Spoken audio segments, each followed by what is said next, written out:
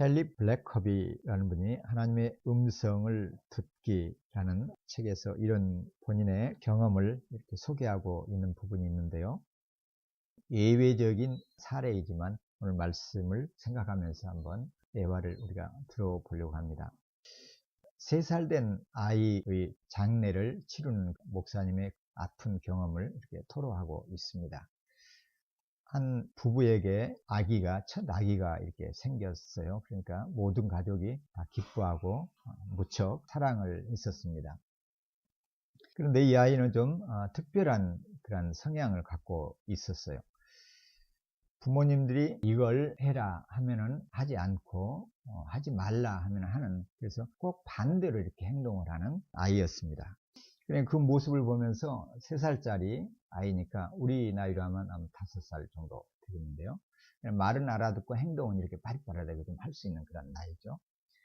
어린아이가, 깜찍한 아이가 반대로 행동을 하니까 어른들이 보면 또 귀엽고 깜찍하잖아요. 그래서 깔깔깔하고 이렇게 웃고 그렇게 아이를 계속해서 사랑을 부어 주었습니다. 그런데 어느 날 이제 앞에 있는 작은 마당에서 아이가 뛰놀고 있었는데 그 모습을 이제 부모와 할머니, 할아버지가 함께 이렇게 지켜보고 있었습니다.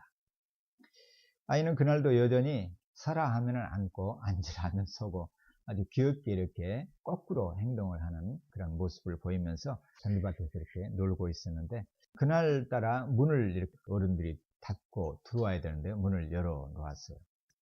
작게 이렇게 열려져 있는데 그때 그게 열린 문을 아이가 이렇게 밀고 밖으로 나가는 거예요. 근데 그 밖은 바로 차가 다니는 도로여서 위험하죠. 그래서 부모들이 너무 깜짝 놀라서 아이를 이름을 부르면서 아이야 멈춰 돌아와 이렇게 했어요. 소리를 질렀죠. 근데 아이는 순간 멈추다면서 부모 음성을 듣고서 돌아보다가 이내 다시 옛날 모습처럼 깔깔거리면서 그냥 거꾸로 오라고 했는데 오지 않고 밖으로 나가는 거예요. 이렇게 해서 큰 불행을 맞게 되었고, 그래서 어린아이를 이렇게 보내야 하는 그런 참으로 참담한 일을 경험한 다음에 헨리 블랙커비 목사님이 그 이후로 다짐을 했다고 합니다. 이제는 주의 말씀을 가르치면서 순종이 얼마나 중요한가, 하나님의 말씀을 그대로 오라 하면 오고 가라 하면 가는 것이 살고 죽는 문제다라는 것을 아주 절실하게 깨닫고 굉장히 이제 강조를 하기로 결심을 하고 그런 이제 가르침을 이어가는 그런 계기가 되었다는 그런 얘기를 이렇게 소개해 놓은 것을 보았습니다. 오늘 말씀이 바로 내용하고 연결되어지는 내용이죠. 46절에 보면은 너희는 나를 불러 주여 주여 하면서도 어찌하여 내가 말하는 것을 행하지 아니하느냐. 그러니까 아이의 입장에서 보면은 엄마 아빠를 엄마 아빠 이렇게 말을 계속 하면서, 그러면서 엄마 아빠가 말하는 것은 듣지 않고 이렇게 거꾸로 행하는 그러한 지금 상황하고 비슷하죠. 46절에서 너희는 나를 불러서 주님 주님 하면서 어찌하여서 내가 말하는 것을 행하지 않느냐, 이렇게 주님이 말씀을 하셔요. 이 말씀을 하시는 배경이 우선은 눈여겨봐야 되겠죠. 주님이 갑자기 주님 주님 하면서 내가 말하는 것을 행하지 않는다라고 반문하고 계시는 이유는 뭘까요? 그것은 물론 그 다음에 나오는 애화를 통해서 강조하는 내용입니다. 그 다음에 나오는 애화의 핵심 내용은 주님의 말을 듣고 행하는 사람과 주님의 말을 듣고 행하지 않는 사람을 대조해서 주님께서 교훈하고 있습니다. 듣고 행하는 사람이 40절 어떤 사람과 같은가를 보여주겠다, 제시하겠다 이렇게 말씀을 하셔요. 그러시면서 48절, 49절에서 예를 드시죠. 예는 건축물에 대한 예화예요. 건축을, 집을 짓는 장면을 예로 들고 계셔요. 한 사람은 집을 짓는데 깊이 팝니다. 그리고 거기에 깊이 파고 거기에 커다란 반석을, 돌을 밑에다가 잘 받쳐 두고 기초를 단단하게 다지는 것이죠. 그 위에 집을 짓습니다. 이런 사람과 같다. 또 한 사람은, 듣고 행하지 않는 사람은 마치 어떤 사람과 같은가 하면 흙 위에 집을 지어요. 그런데 주춧돌을 놓지도 않아요. 흙은 말랑말랑하고 약한데 주추마저 놓지 않는 거예요. 이런 사람과 같다. 첫 번째 사람은 잘 지어서 큰 물이 나도 요동치 않고, 두 번째 사람은 큰 물이 쳐들어오자 집이 곧 무너져 버렸다. 이런 이제 비유를 통해서 교훈하고 계셔요. 교훈의 핵심은 분명하죠. 주님의 말씀을 듣고 행하는 것이 얼마만큼 중요하고 중대한 일인가를 가르치는 말씀입니다. 그럼 왜 주님은 갑자기 이 비유를 드시면서 이 산상수훈의 결론을 내리실까요? 산상수훈을 통해서 주님은 많은 말씀을 하셨습니다. 특별히 사랑의 원리에 대해서 하나님의 자비로우심과 같이 자비로운 하나님의 사람들이 되도록 교훈하셨습니다. 그러기 위해서는 원수마저도 사랑하고, 미워하는 자를 선대하고, 저주하는 자를 축복하고, 모욕하는 자들을 위해서 기도하고, 이렇게까지 세상의 원리하고는 전혀 차원이 다른 그런 행동 윤리를 말씀을 해 주셨습니다. 그러니까 주님이 여기에서 나를 불러서 주님 주님 하면서 어찌하여서 내가 말하는 것을 행하지 않느냐, 이렇게 주님이 가르쳐 주시는 삶의 원리, 윤리, 기준을 따라서 살지 않는 것을 주님께서 말씀하고 계시는 것이죠. 그러면은 이런 배경 속에서 너희는 누구인가? 46절에 너희는 나를 불러 주님 주님 하면서 실제로 예수님이 말씀을 하시는 것은 실천하지 않는 사람들은 누군가? 이것이 우선 궁금한 내용이죠. 이 너희는 누구일까요? 누구라고 생각이 드는가요? 우선 이 내용은 마태복음 7장의 내용하고 같은 주제를 다루고 있어서 우리가 7장도 같이 살펴볼 필요가 있습니다.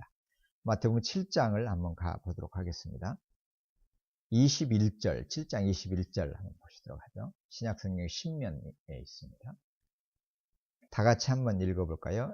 신면의 21절에서 27절까지. 나더러 주여 주여 하는 자마다 다 천국에 들어갈 것이 아니요 다만 하늘에 계신 내 아버지의 뜻대로 행하는 자라야 들어가리라. 그날에 많은 사람이 나더러 이르되 주여 주여 우리가 주의 이름으로 선지자 노릇하며 주의 이름으로 귀신을 쫓아내며 주의 이름으로 많은 권능을 행하지 아니하였나이까 하리니, 그때에 내가 그들에게 밝히 말하되 내가 너희를 도무지 알지 못하니 불법을 행하는 자들아 내게서 떠나가라 하리라. 그러므로 누구든지 나의 이 말을 듣고 행하는 자는 그 집을 반석 위에 지은 지혜로운 사람 같으리니, 비가 내리고 창수가 나고 바람이 불어 그 집에 부딪히되 무너지지 아니하나니 이는 주추를 반석 위에 놓은 까닭이요. 나의 이 말을 듣고 행하지 아니하는 자는 그 집을 모래 위에 지은 어리석은 사람 같으리니, 비가 내리고 창수가 나고 바람이 불어 그 집에 부딪힘에 무너져 그 무너짐이 심하니라. 21절 이렇게 말씀을 하시는 내용은 방금 누가복음 6장 46절 이하의 내용하고 같은 주제를 다루고 있습니다. 마태복음 7장 21절 앞에 쭉 가보면은 이 교훈을 하시게 된 계기가 조금 더 앞에 가보면은 15절에 거짓 선지자들을 삼가라. 양의 옷을 입고 너희에게 나오나 속에는 노략질하는 일이라. 그들의 열매로 그들을 알지니 가시나무에서 포도를 또는 엉겅퀴에서 무화과를 따겠느냐. 이와 같이 좋은 나무마다 아름다운 열매를 맺고 못된 나무가 나쁜 열매를 맺나니 좋은 나무가 나쁜 열매를 맺을 수 없고 못된 나무가 아름다운 열매를 맺을 수 없느니라.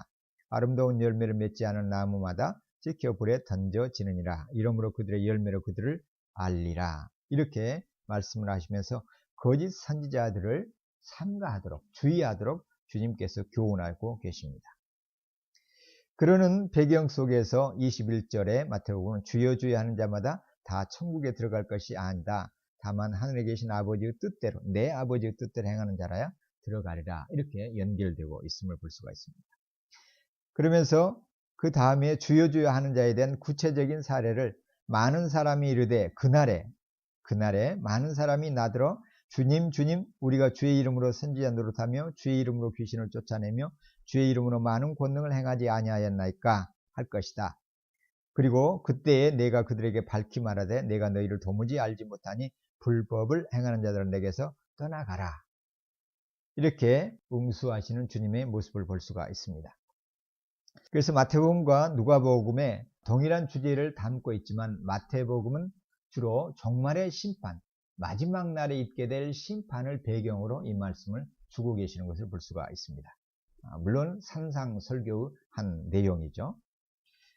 그렇지만 이 종말 심판을 배경으로 마태가 거짓 선지자들을 삼가하면서 그들이 어떤 특징을 보이는지, 좋지 않은 나무 그리고 좋지 않은 열매를 맺는 그들의 특성, 이런 것을 말씀하시면서 열매로 그들을 분별하도록 하는데, 그들의 열매는 그렇다고 해서 외적으로 보이는 어떤 기적적인 능력, 미래를 알거나 예언하거나 또는 잘 가르치는 그런 예언의 능력 또는 기적적인 능력을 행사하는 그런 모습들, 이런 것으로 분별하도록 이렇게 말씀을 하시죠. 그렇지만 그렇게 행동을 한다고 해서, 그런 외적인 모습을 보여준다고 해서 그들이 주님께서 마지막 심판날에 인정해 주실 그런 대상은 아님을 보여주죠. 주님은 오히려 그날에 그러한 사람들을 향해서 내가 도무지 알지 못한다, 내게서 떠나가거라, 이렇게 말씀하고 계셔요. 왜 이들을 모른다고 합니까? 불법을 행하기 때문에 그렇다, 이렇게 말씀을 하십니다. 좀 더 나중에 설명을 구체적으로 하도록 하고요. 이렇게 동일한 주제를 마태복음은 종말의 심판을 배경으로 해서 거짓 선지자들, 입으로는 주님 주님 하지만 사실은 불법을 행하는 사람들을 향해서 마지막 심판날에 모른다, 불못에 던져질 그런 사람들을 마태복음 6장에서 말씀을 하시면서 너희는 말씀을 듣고 행동을 하도록, 주님의 말씀을 듣고 행하는 사람이 되도록 예수님이 강조하고 있음을 볼 수가 있습니다. 산상수훈은 예수님께서 산 위에서 제자들에게 주시는 말씀임을 볼 때 그 대상, 청중은 예수님이 지금 제자들을 향해서 주시는 말씀임을 알 수가 있습니다.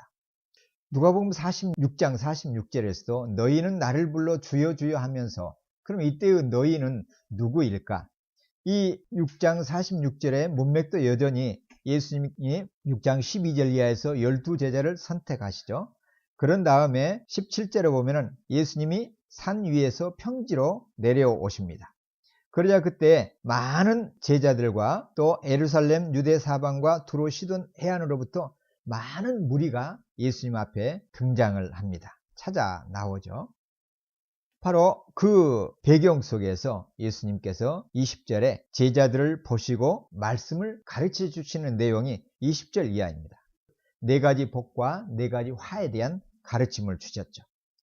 가난한 자, 줄인 자, 우는 자, 그리고 예수님 때문에 미움당하고 욕먹고 불명예를 입는 사람은 복이 있다, 이렇게 말씀을 하시고, 반대로 부요하고 이 땅에서 자기 자신을 위해서 부요하고, 그러므로 이미 자기 자신을 받을 위로를 다 받고 그래서 배부른 삶을 사는, 그래서 모든 사람들이 그를 높이고 칭찬하는 그런, 이 땅에서 모든 것을 누리고 받는 그런 사람들에게는 화가 있다, 이렇게 4가지 화를 말씀을 하십니다.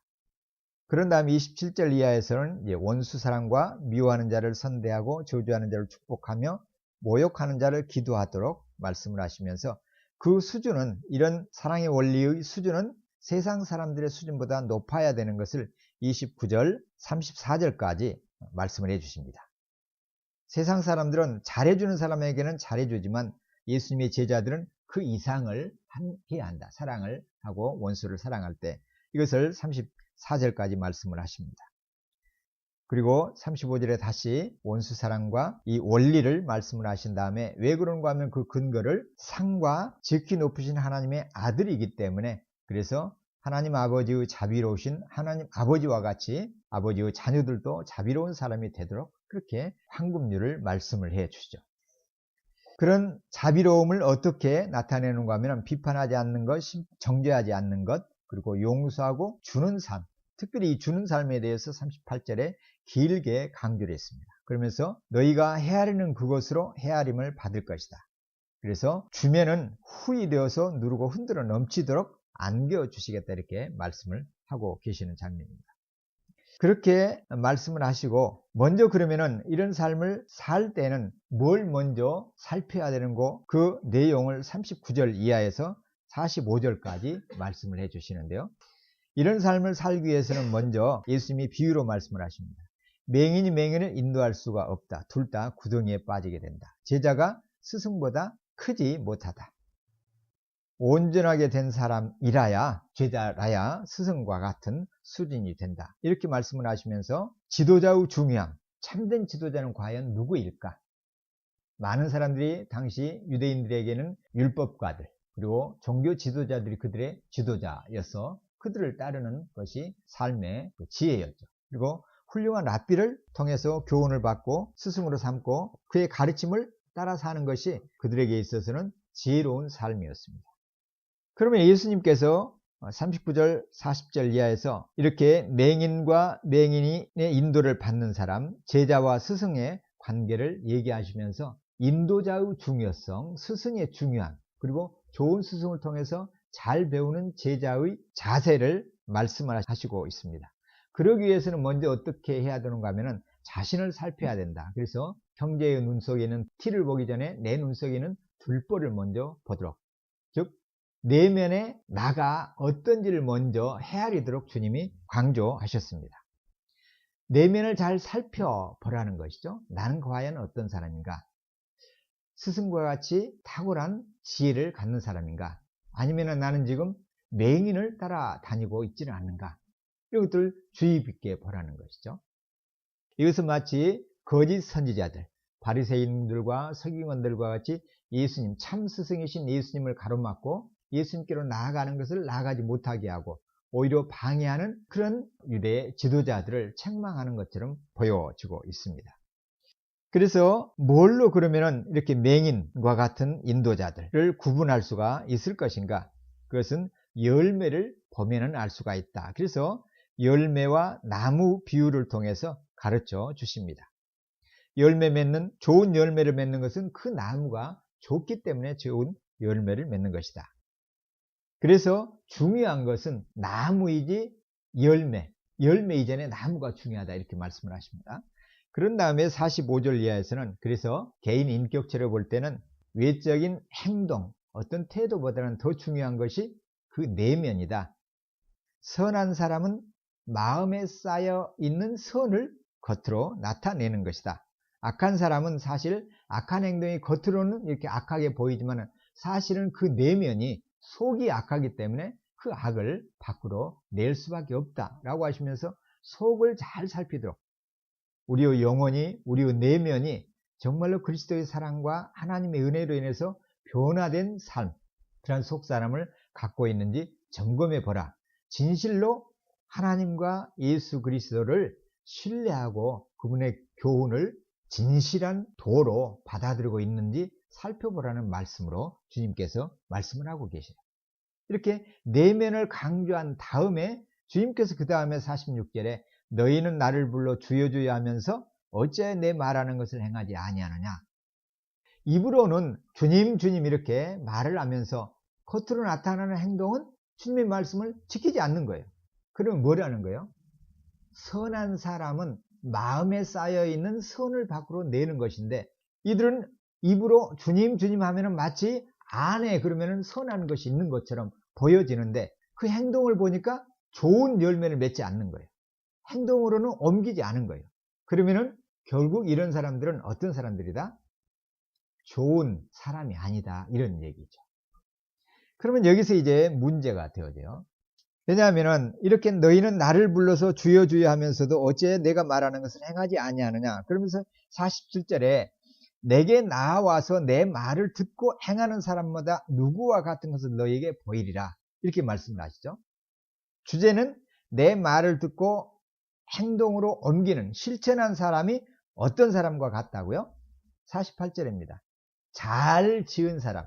마태복음 7장의 내용으로는 지혜롭게 지은 사람입니다. 지혜롭게 집을 건축한 사람. 마태복음 7장 아까 읽었던 21절에서 보면은 주여 주여 하는 자마다 천국에 들어갈 것이 아니다.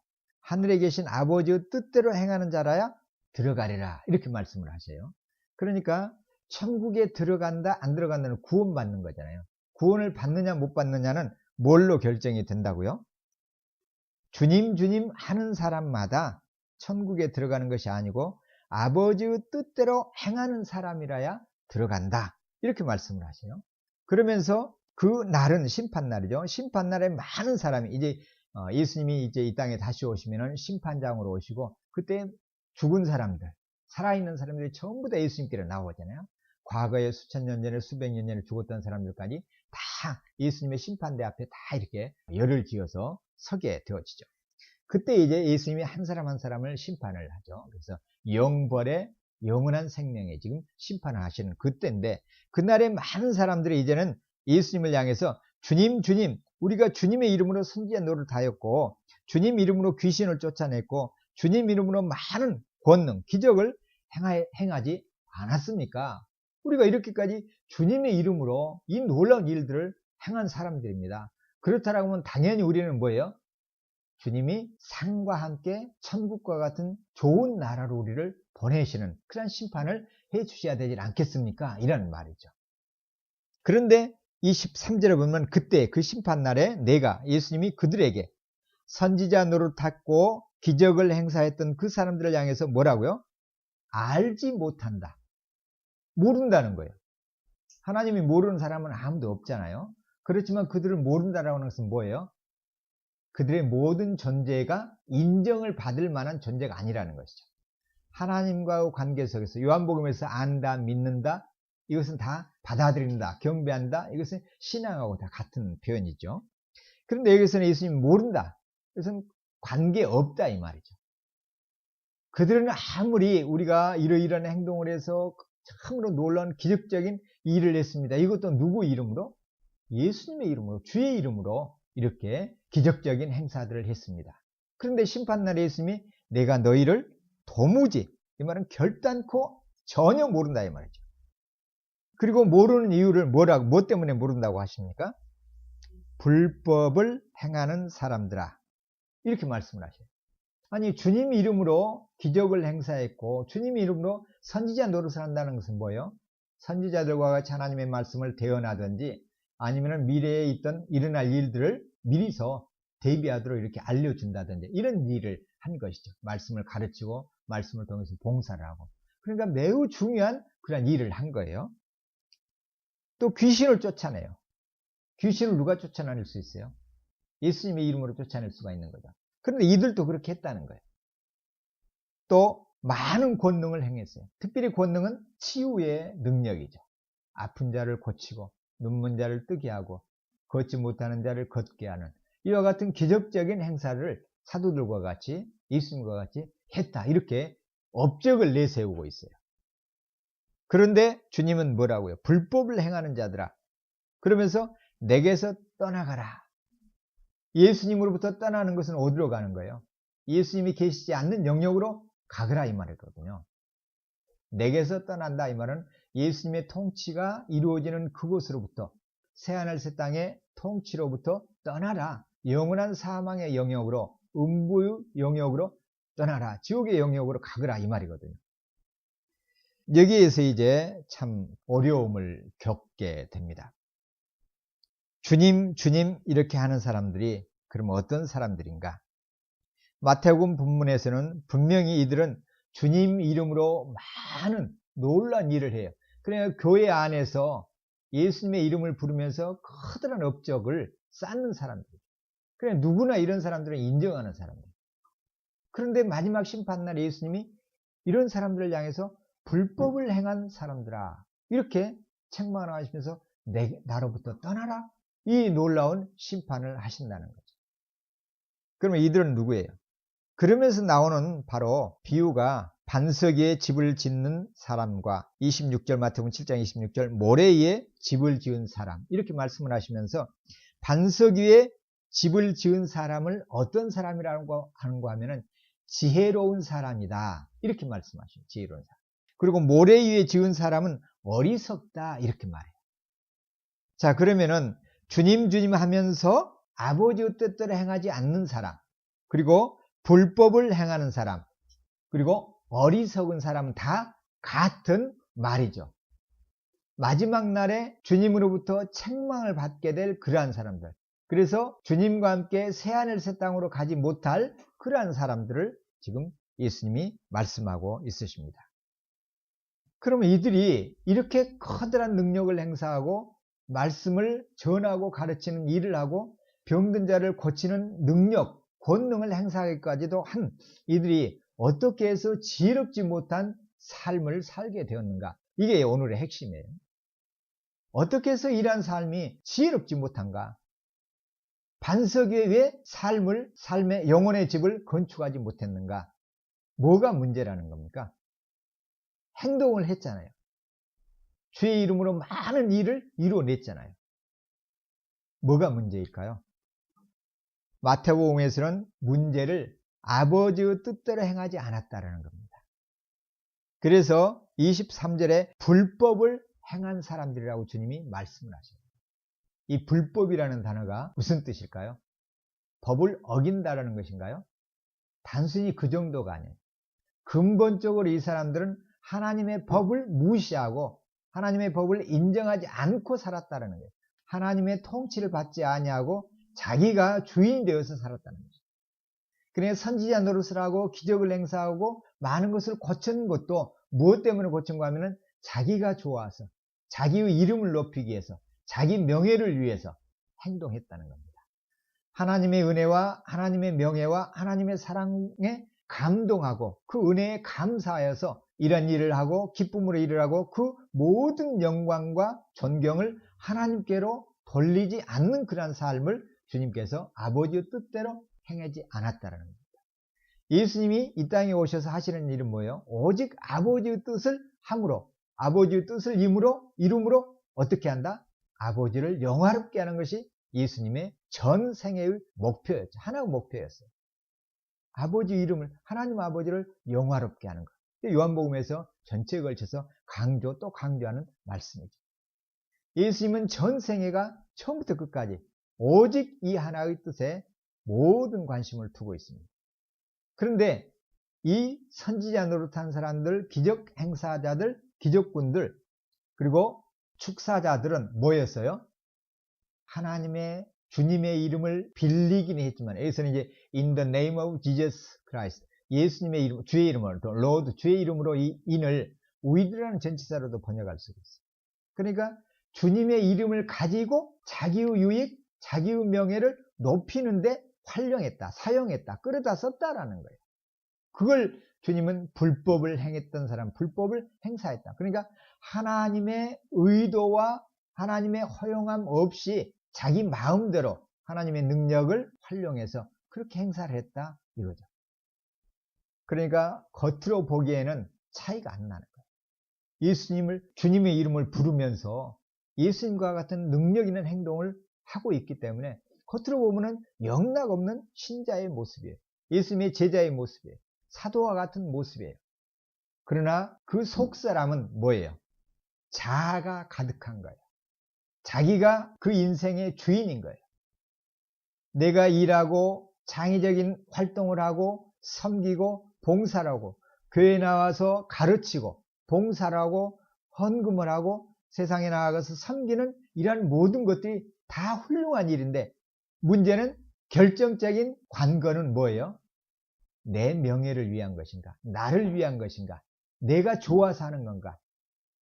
아니면 그 이전에 하나님의 은혜에 감사해서 하나님의 나라를 위해서 그분의 영광을 위해서 하는가에 따라서 이것은 이제 하늘과 땅으로 갈라진다는 사실. 이것이 바로 지혜로운 사람이고 어리석은 사람이라는 것이죠. 하나님의 말씀과 하나님의 능력, 주님의 이름을 가지고 마귀와 같은 짓을 할 수가 있는 것이죠. 마귀도 결국은 뭐예요? 예수님에게 유혹을 하잖아요. 모든 영광, 세상의 모든 영광을 주겠다. 능력을 행하도록 한번 해보아라. 말씀을 한번 시험해봐라. 하나님의 말씀을 시험해봐라.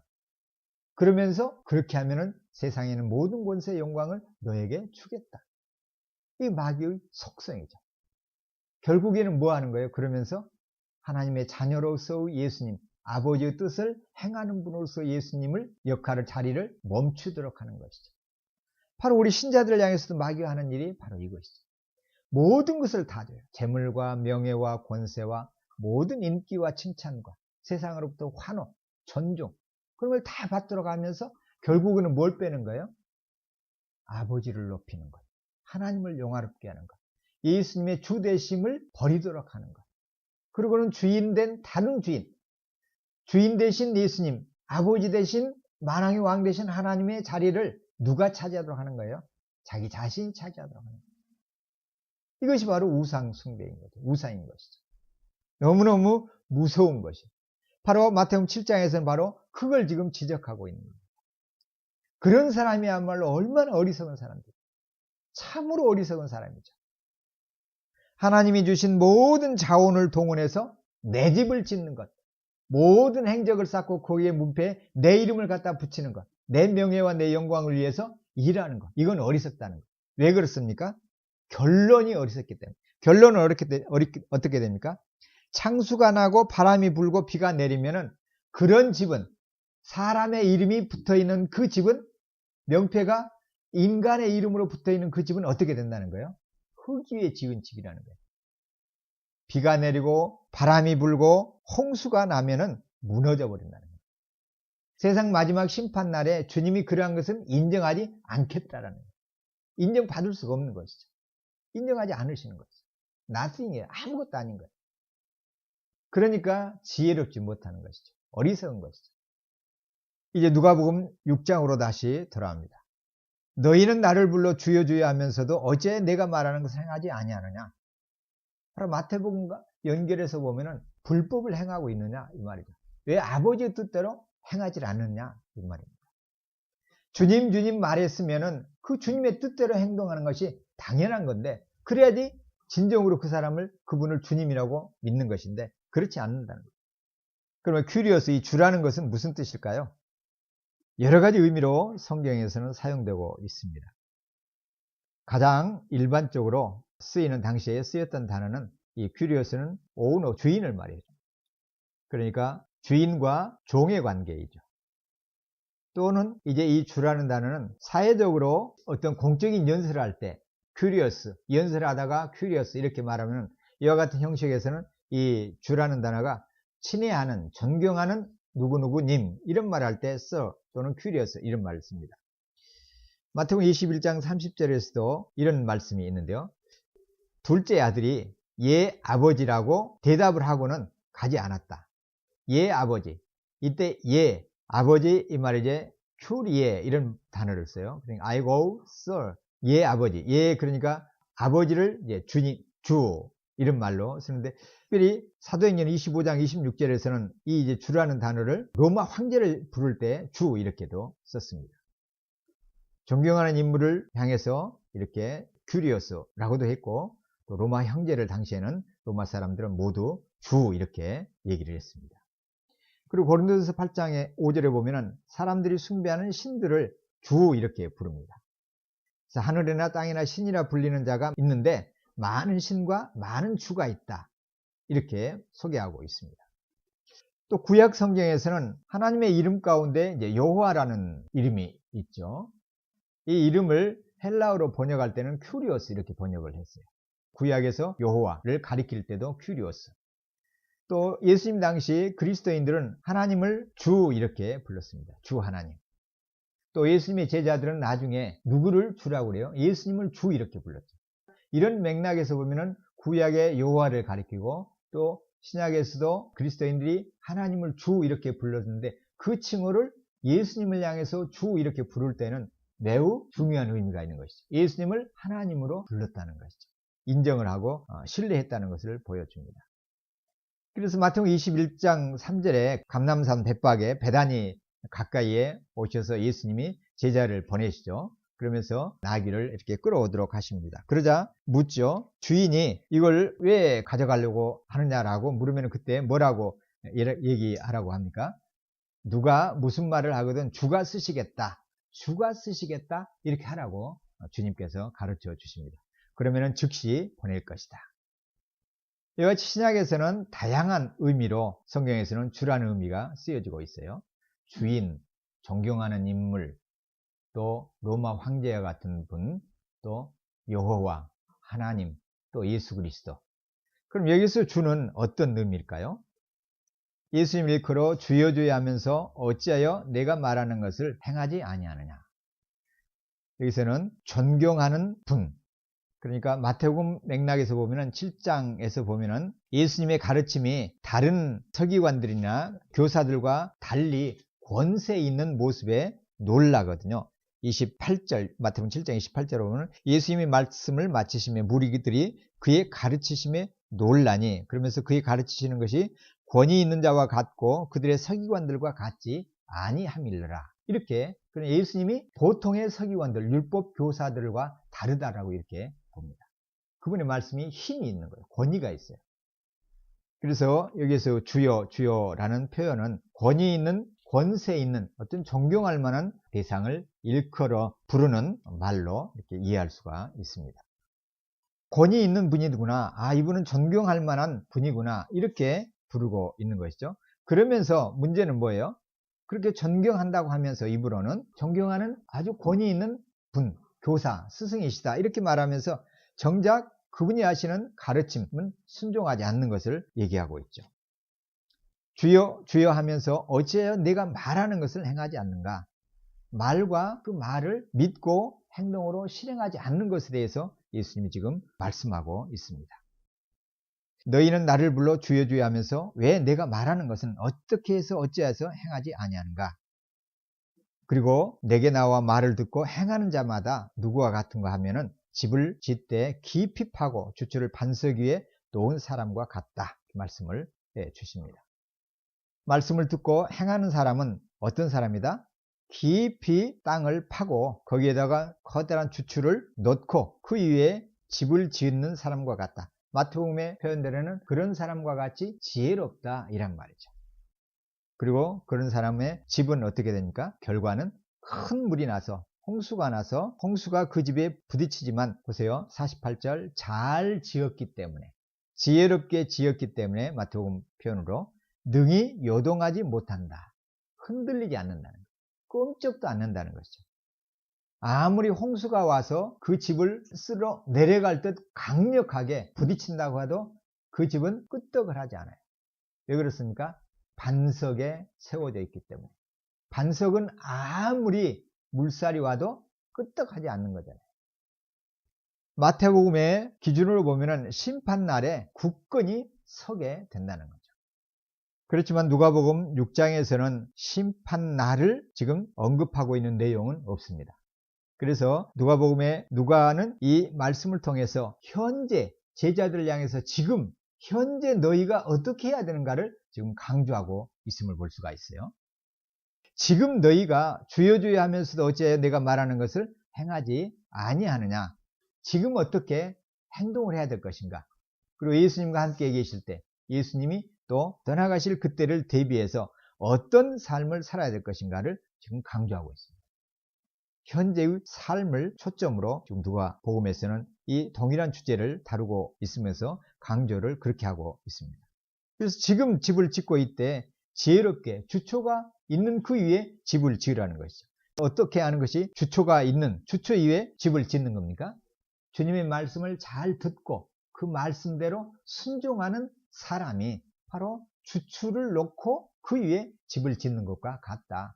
그런 사람은 큰 물이 와도 부딪혀도 요동치 않는다. 그대로 남아있다 이 말이에요. 요동하지 않는다는 것은. 그런데 반대로 말씀을 듣지만 주님이라고 하면서 말씀을 들어요.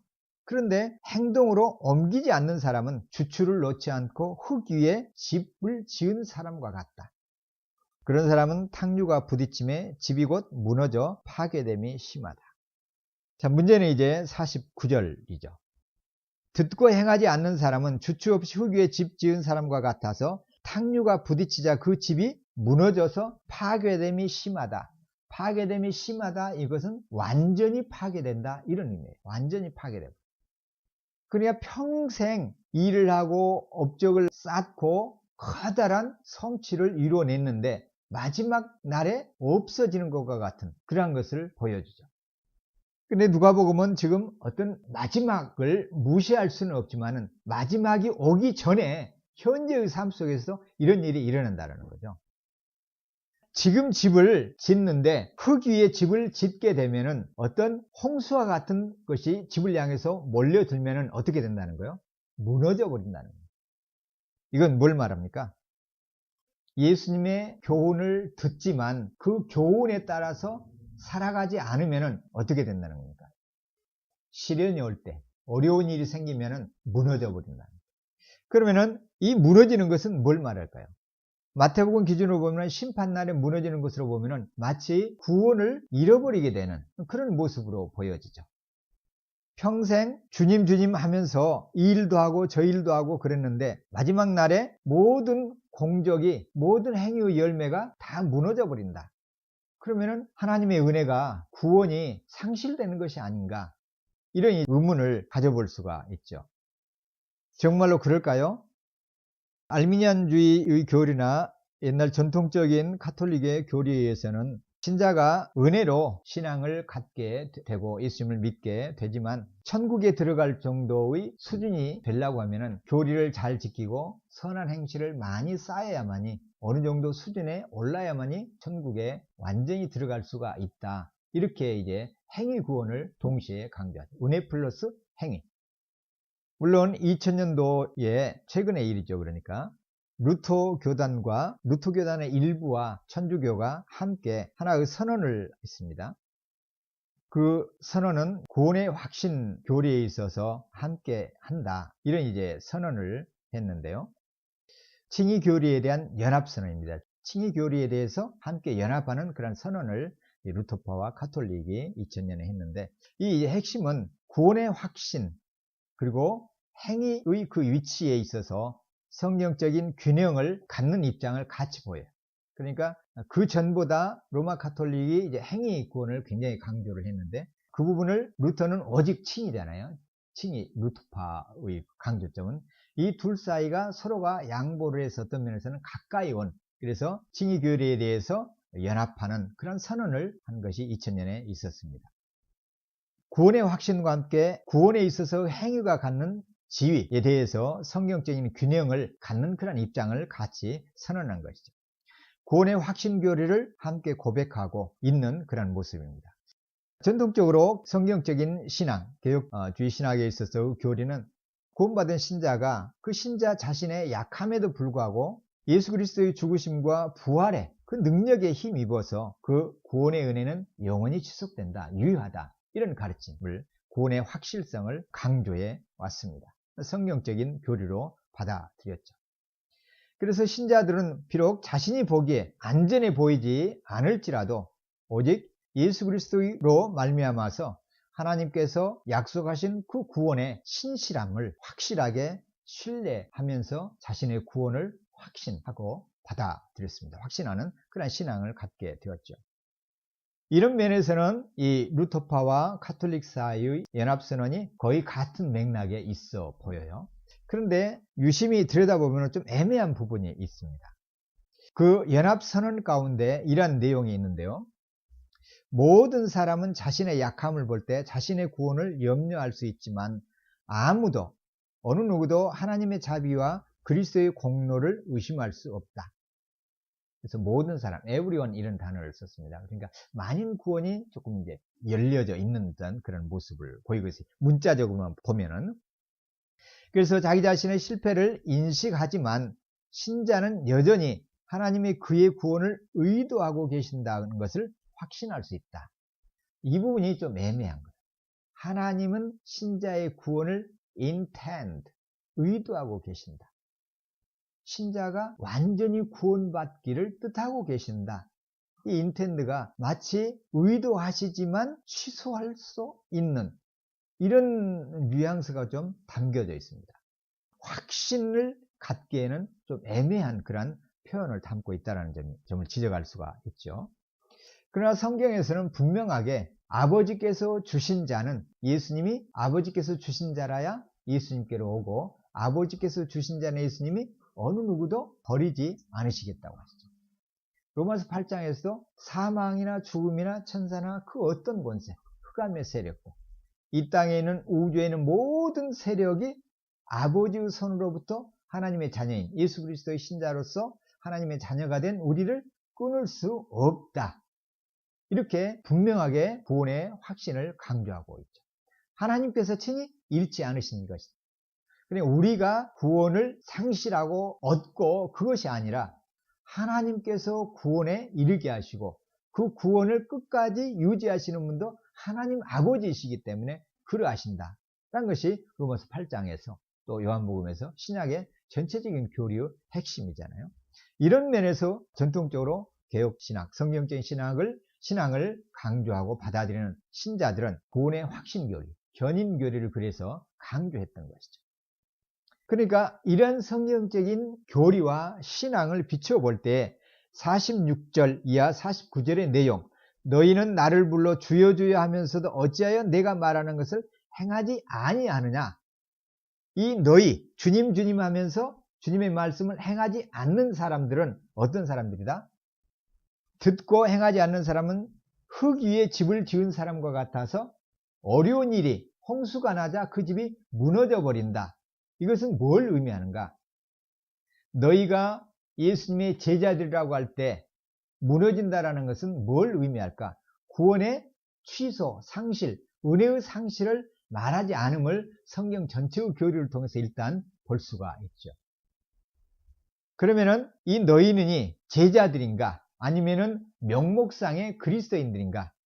아니면은 참 제자들인가? 왜냐하면 성경에서는 제자들이라는 말도 마태복음 7장에서 누가복음 6장 17절에서도 보면은 제자들, 많은 무리의 제자들 이렇게 말하고 있거든요. 그 가운데는 예수님을 믿는 사람들도 있지만 그냥 예수님께 뭔가 고침을 받기 위해서 나온 사람들도 섞여 있거든요. 제자라는 단어를 쓸 때에는 문맥에 따라서 12제자와 같이 사도와 같은 의미도 있고 또 사도 외에 다른 신실한 예수님을 믿는 사람들까지 합쳐서 참 신자들을 말할 때도 있고 또 어떤 경우는 누가복음 6장과 같이 예수님을 그저 따르는 사람들, 이런 모든 사람들을 가리켜서 제자들 이렇게 말할 때도 있거든요.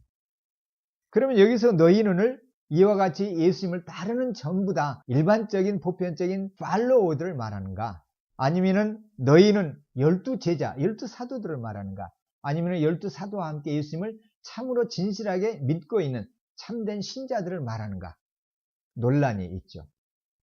그러나 정리해보면 너희 눈을 예수님의 참된 신자로 볼 것인가? 아니면은 명목상의 신자나 그저 무리들, 불신자들, 그렇지만 관심을 갖고 따르는 그러한 사람들을 볼 것인가? 크게는 둘로 나눌 수가 있죠. 이들이 명목상의 신자들 또는 그저 예수님으로부터 뭔가 얻기 위해서 추정하는 그러한 무리에 불과하다라고 하면은 듣고 행하지 않는 것은 당연한 거죠. 그런 사람들이 무너지는 것은 마지막 날에도 지금도 예수님으로부터 보호를 못 받고, 그러니까 결정적인 확실한 보호를 받지 않고 또 마지막 심판 때에서도 살아남지 못할 것은 분명하죠. 그렇게 보면은 문제는 안 돼요. 그런데 너희 눈을 예수님을 참으로 믿고 따르는 제자들로 본다고 하면은 어떻게 할 것인가가 이 문제죠. 성경 전체의 교리를 통해서 볼 때 예수님을 참으로 신뢰하는 신자들, 제자들은 구원이 취소되거나 은혜가 상실되지 않는다라고 그랬죠.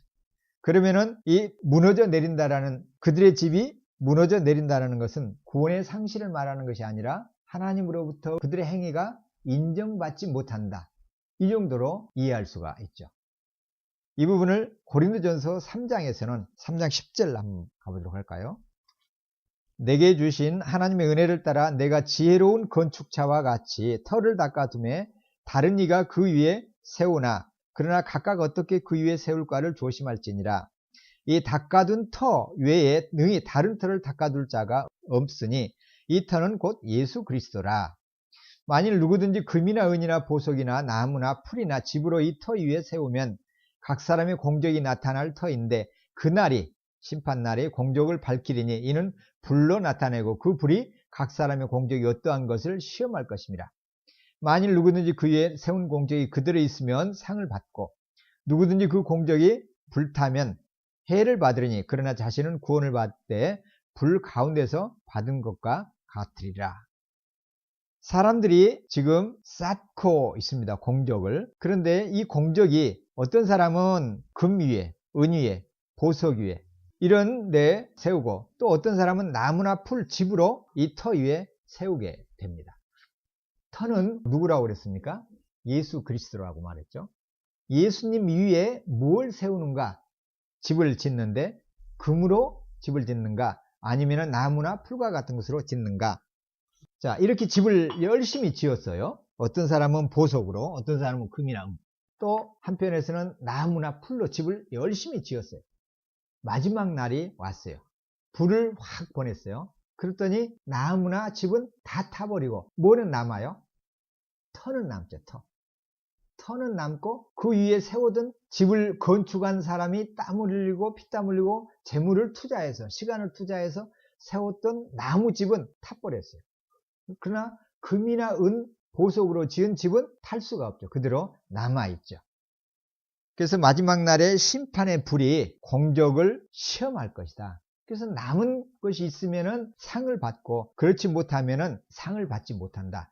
그렇지만 15절에 공적이 그러니까 쌓은 업적이 불을 타면은 해를 받는데 그러나 그 사람 건축자 자신은 구원을 받되 불 가운데서 받은 것과 같다.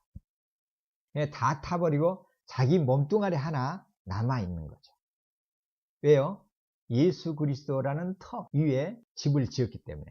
이 사람은 예수 그리스도를 구주로 섬긴 사람인데 삶의 내용이 살면서 신실하게 주님의 뜻대로 사는 삶이 있고 늘 우리는 주님의 뜻대로 산다고 하지만 그렇지 못하는 삶을 살 때도 많죠. 우리가 학업을 하고 세상에 나가서 사업을 하고 직장에 나가서 일을 하는데 그 일들을 통해서 우리는 뭘 쌓고 있는 거예요? 예수 그리스도의 신자로서 이 신자됨 위에 업적을 하나하나 쌓아 나가는 것이죠. 선행을 쌓아 나가는 것이죠.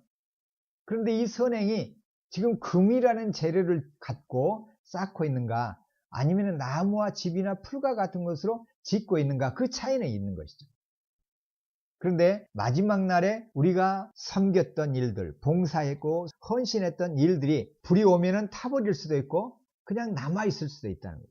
문제는 그러면 어떤 집은, 어떤 행동은 집과 나무 같고 어떤 순종의 행동은 금이나 은이나 보석과 같을 것인가? 이게 이제 문제죠. 뭐가 문제입니까? 그래서 16절 이하에 너희가 하나님의 성전인고가 하나님의 성령이 너희 안에 계시는 것을 알지 못하느냐? 누구든지 하나님의 성전을 더럽히면 하나님이 그 사람을 멸하시리라. 하나님의 성전은 거룩하니 너희도 그러하니라. 우선은 거룩한 삶으로 쌓아야 되는 것을 볼 수가 있죠. 18절 그 다음에는 아무도 자신을 속이지 말라. 너희 중에 누구든지 이 세상에서 지혜 있는 줄로 생각하던 어리석은 자가 되라. 그리하여야 지혜로운 자가 되리라. 이 세상 지혜는 하나님께 어리석은 것이니 하나님은 지혜 있는 자들로 하여금 자기 꾀에 빠지게 하시느니라 하였고 주께서 지혜 있는 자들의 생각을 헛것으로 아신다 하시느니라. 그런즉 누구든지 사람을 자랑하지 말라. 만물이 다 너희 것입니다. 우리가 주의 이름으로 일을 하고 신자로서 일을 할 때 세상의 지혜로 하게 되면 하나님께 대해서는 어리석은 것이 되는 거예요. 신자로서 세상에서 삶을 살아가지만은 하나님의 지혜로 하지 않고 세상의 방식, 세상의 지혜를 동원해서 일할 때도 많이 있죠. 정치인들이나 공무원들이나 사업가들이나 교회 와서는 신앙의 기준으로 살아요. 그렇지만 사회에 나가면은 관습이나 문화나 세상 사람들이 많이 행동하는 그 방식을 따라서 살아버려요. 그런 사람, 그런 공적에 대해서는 마지막 날 불이 불면은 다 타버리게 되는 것이죠. 하나님의 뜻에 합당하지 아니하는 하나님의 원리에 따라서 더 쉽게 말하면은 하나님이 안에 계시는 성령님이 주시는 감동과 그 마음으로 하지 않는 것, 내 중심, 내 이익, 내 명예를 위해서 하게 되는 것은 내면의 문제예요. 그걸 보시고 불타버릴 것, 불타지 않을 것이 남게 되는 거예요. 그래서 예수님이 누가복음 6장에서 하시는 말씀이 그거예요. 말씀을 듣고 그 말씀에 따라서 행하는 것이에요. 마태복음을 빌어서 누가복음을 또 이렇게 보완하게 되면은 내 말을 듣고 내 말을 행하는 사람이죠. 지금 예수님이 말씀하시는 건 그거예요. 단순하게 행동을 하느냐 안 하느냐도 중요해요. 그러나 또 중요한 것은 뭐라고요? 예수님의 말씀을 따라서 행동하는 것, 순종하는 것. 둘 다 중요하다는 거예요. 둘 다. 그래 예수님을 믿는다고 주님 하면서 삶은 예수님의 뜻대로 살지 않아요. 그것은 뭐예요? 불타 없어질 공적과 같고 바람이 불고 홍수가 나면은 무너질 집과 같다라는 거예요. 그러지 말라는 겁니다. 지혜로운 건축자와 같이 어떻게 하라? 주님의 말씀을 잘 들어야 돼. 우선은 잘 들어야 돼요. 무엇을 말하는지, 무엇을 뜻하는지 잘 들어야 돼요. 그런 다음에 세상에 나가서 일터에 나가서도 내 경험, 내 사고방식, 내 지혜, 내 판단으로 일하는 것이 아니라 뭘 갖고 하라는 거예요? 예수님의 말씀을 따라서 일하고 행동하라는 거예요. 그러한 사람이라야 어떤 위험이 오고 환란이 오더라도 흔들리지 않는다는 거예요. 남아있다는 거예요. 현재도 흔들리지 않고 마지막 날에도 심판의 앞에서 공적이 남아있다는 거예요. 상이 주어 있는 것이죠. 두 가지 다 강조하고 있어요. 마태복음에서는 어떤 면에서는 하나님의 뜻, 예수님이 말씀하시는 것, 주님의 법이 강조되고 있어요. 그렇지만 동시에 그 기준에 따라서 순종하는 것이 함께 강조되고 있어요. 마태복음에서는 이제 이것을 마지막 날 심판의 배경 속에서 주고 계시지만 누가복음은 심판도 염두에 두지만 현재적인 삶 속에서 주님의 교훈대로 순종을 하느냐 안 하느냐를 함께 강조하고 있습니다. 오늘 우리는 모두가 다 집 짓는 사람이에요. 건축가예요. 이 건축가가 예수님을 믿지 않는 건축가도 많이 있죠, 이 땅에는. 그러나 여기서 중요한 것은 그런 사람들이 아니고 예수님을 주님 하는 사람들. 그러면서 문제는 그 다음이에요. 예수님의 말씀을 들어요. 아마 즐겨 들어요. 교회에 나와서는 설교도 듣고 개인적으로는 성경도 열심히 읽고 즐겨 듣습니다. 말씀 생활을 해요. 경건의 외적인 생활이 분명해요. 그러나 그 다음이 문제예요. 성경을 읽고 묵상하고 설교를 듣고 예배를 하지만은 문제는 듣는 대로 주님의 말씀과 주님의 교훈대로 세상에 나가서는 삶 속에서는 그대로 살지 않는 것이 문제라는 거예요.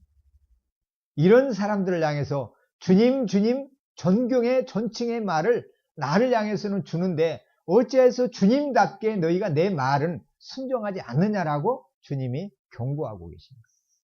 어떤 면은 사랑의 마음으로 권면하고 계시는 거예요. 안타까운 마음으로 어찌하여서 너희가 그렇게 하느냐, 그러지 말라는 거예요. 내 말을 잘 들은 만큼 잘 듣고 내 말을 따라서 살라는 것이죠.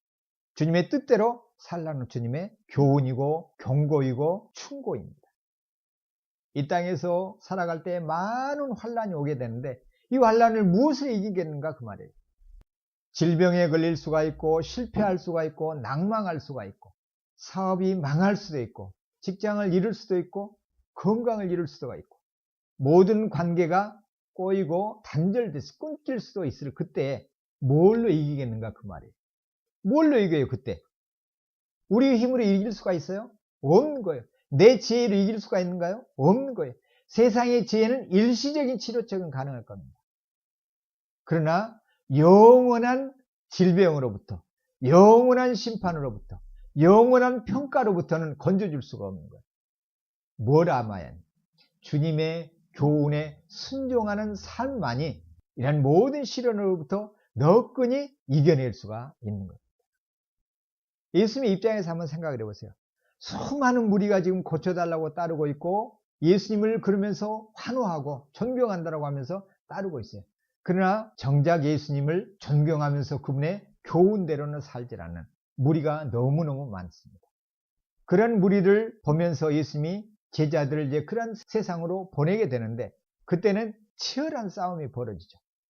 세상의 원리, 세상의 방식대로 살 것인가 아니면은 그것이 실패하는 것처럼 보이고 위험해 보일지라도 내가 예수님의 뜻대로 살면은 내가 끝장날 것 같은 그런 상황에 들어갈 때도 있을 때 과연 뭘 선택할 것인가? 속지 말라는 것이죠. 자신을 속이지 말라는 겁니다. 아, 예수님 잠깐 눈 감아주세요. 내가 이 원리로 살아야만이 점수를 얻고 합격을 하고 승진을 하고 뭔가 이길 수가 있을 것 같아요. 이런 순간들이 너무너무 많아요. 그런데 그때라도 세상의 방식을 다 내려놓고 내 속에서 나오는 옛 본성, 옛 습성 이런 것들이 속이고 유혹할 그때에 중요한 것이 뭐예요?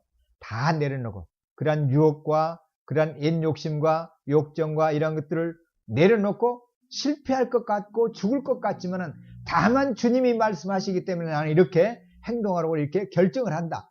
이렇게 하도록 주님께서 지금 가르쳐 주시는 거죠.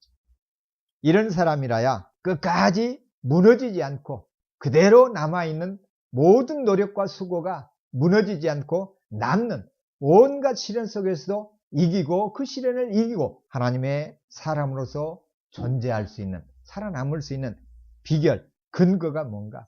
주님의 말씀대로 순종하는 것. 이것을 세상은 늘 흔들어요. 아니 그렇게 하면 안 된다니까? 아니 다른 사람들은 다 그렇게 행동을 하지 않는데 왜 너만 굳이 그렇게 살려고 하니? 그러지 말고 우리처럼 같이 살자. 우리처럼 하면 편한데. 세상은 늘 이것을 우리에게 요구를 합니다. 마귀는 늘 교묘하게 우리를 미혹하죠. 그럴 때마다 담대하게 단호하게 주님의 말씀을 듣고 그 말씀대로 순종하는 사람, 그 사람에게 무너지지 않는 삶이 보장된다는 겁니다. 이것은 구원의 확신교리가 아니고 그 말씀대로 사느냐 살지 않느냐 순종에 관한 문제예요.